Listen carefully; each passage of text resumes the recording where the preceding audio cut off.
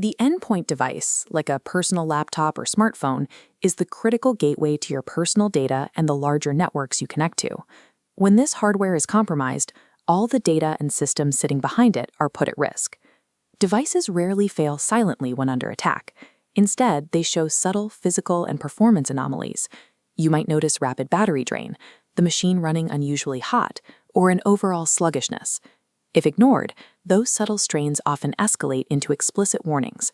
You might boot up the computer to find unfamiliar applications installed on your desktop, or notice your web browser suddenly redirecting you to strange websites you never searched for.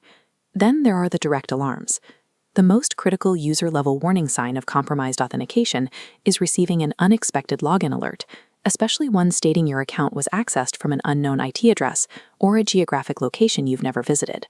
Ignoring these early endpoint anomalies gives an adversary exactly what they need: a quiet foothold. From that single compromised laptop, they can bypass a network's outer perimeter defenses and move laterally to compromise the entire system. Once an attack is suspected, cybersecurity professionals look for indicators of compromise, or IoCs.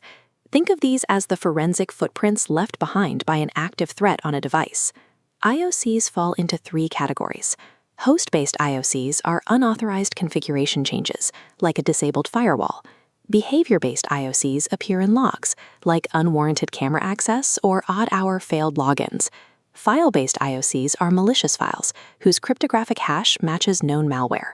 Recognizing and categorizing these three types of IoCs turns a confusing technical glitch into a clear, actionable map of exactly how an adversary is moving through the system. To catch these indicators quickly, cybersecurity tools rely on two primary automated methods to analyze system logs and network traffic. Signature-based detection matches files against a database of known threats. It is fast with few false positives, but misses zero-day attacks. Anomaly-based detection establishes a normal baseline, alerting on unusual activity. It catches novel attacks but triggers more false alarms. Because some advanced attacks, like fileless malware, can evade basic scans by hiding purely in the device's RAM, endpoint detection has to be paired with network monitoring. This combination intercepts malicious software when it attempts to phone home to an adversary or exfiltrate sensitive data. Balancing the raw speed of signature detection with the adaptability of anomaly detection gives organizations the best chance to protect devices from both known and novel threats without crippling system performance. When an attack is suspected, the immediate containment rule is simple: completely disconnect the device from all networks, both wired and wireless. This physical isolation serves a very specific strategic purpose. It instantly severs the adversary's lateral access to the rest of the organization's network and halts any ongoing data theft in its tracks. Once isolated, the device enters the reporting and remediation phase.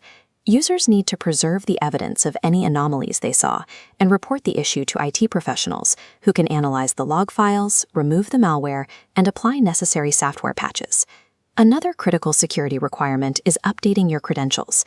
If your authentication is compromised, you must change your passwords immediately, but you must only do this on a separate, known trusted device, so the adversary doesn't capture your new keystrokes. Taking these early detection and response steps directly protects the CIA triad of the affected data, maintaining its confidentiality, ensuring its integrity against tampering, and restoring availability for authorized users. This graphic summarizes the core concepts. We protect the CIA triad by recognizing early device warning signs. We track threats using host, file, and behavior IoCs. We analyze those threats using a mix of signature and anomaly detection. And finally, we execute a safe response by isolating the device and reporting the incident. Managing endpoint vulnerabilities through swift detection is the dividing line between a minor localized incident and a catastrophic network breach.